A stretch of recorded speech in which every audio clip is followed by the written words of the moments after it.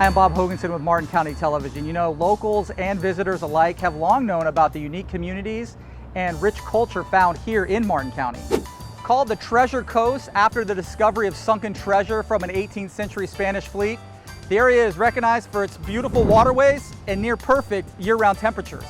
But it's the unexpected gems that you'll find in cultural events, galleries, and public art that put the treasure in Treasure Coast.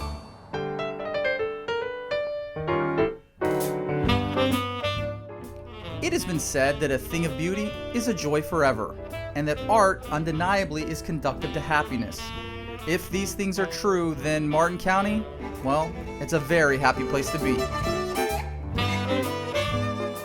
With numerous sculptures, murals, and art galleries around the county, it's nearly impossible not to see something created by a local artist.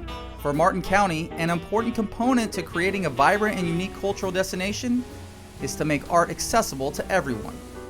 From Stewart's beautiful 18-foot sailfish bronze monument created by renowned artist Jeffrey Smith to the numerous murals in Hobe Sound, one recently painted by one of the Florida highwaymen, public art can be seen from Indiantown to Port Salerno.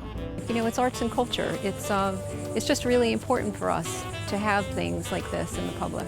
In 1997, Martin County established Art in Public Places, providing ongoing public funding for new works of art. The collection of various mediums, including sculptures, mosaics, murals, and stained glass windows, helps beautify and bring a sense of place to public areas around the county. I try to set a really high bar for us here at Martin County so that we have a high standard, more of a fine art. Linda Fasano has been the coordinator for Arts in Public Places for 8 years. She collaborates with the community to determine where a project should go and what it should be. It's not my checkbook. We're not commissioning an artist to do this. It's community taxpayer-based funds. And I'm really just the person who brings it together. I want to hear your story, and we want to filter it through the creative process, through the artist. Every piece tells a story for its particular location. And the one thing common to them all is the tie to nature and the environment around Martin County. The association between a community story and art can be seen best at the Lottie Library in Indiantown. And if you look at each segment of that art and each segment of the stained glass, there's a story in each piece. So it goes from migrant workers to agriculture and farming to people and animals and cows and cats. That's a true community-driven piece that tells a story of who you are. Martin County currently supports 21 public art pieces, many of which have involved local students getting hands-on creative experiences. Like at Hobe Sound Beach, where about 75 students helped create this loggerhead turtle nesting sculpture and fresco. So it was really the students that had a lot to do with this sculpture right here. All about the students, yes. I mean, they have guidance by professional artists, but my goal is for the kids to learn what a professional trade is about.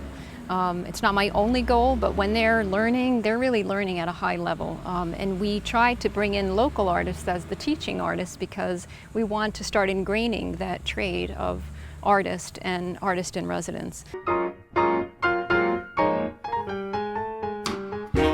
Beyond the statues and stained glass is a world of culture and expression waiting to be explored. The historic Lyric Theater, Barn Theater, and Starstruck Theater host local performances as well as big-time superstars to their stages. Many artists choose Martin County as a place to see and be seen. The Martin County arts community is vibrant. I think it's something people feel. They look around, they see murals, they see public art. They go to free concerts down the Riverwalk stage in downtown Stewart and other places throughout the community, and that's what lets us stand apart as a quaint destination for people to relax and enjoy. Nancy Terrell is the executive director of the Arts Council of Martin County.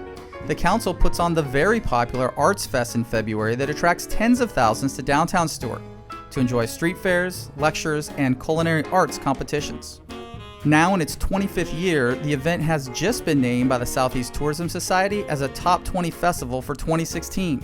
We recently caught up with Nancy at a gallery opening that featured works by Florida artists. The House of Refuge is one of everybody's favorite, most historic sites in Martin County, so to have that depicted in this show just really marries together everything that we're here to do. We're inspiring people to participate, to be an artist, to attend art shows, to visit historic sites, and to be part of their arts community, and this says it all.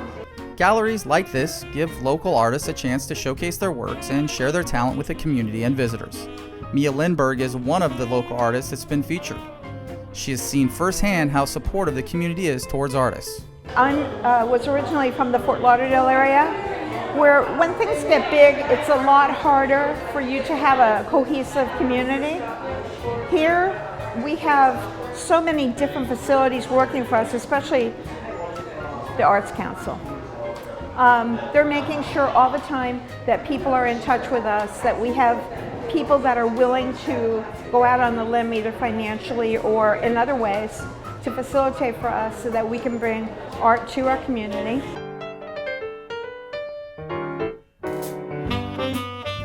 Art can lead you down a winding path of discovery and beauty, and the place where the path intersects with culture, well, that's where the treasure on the Treasure Coast is found.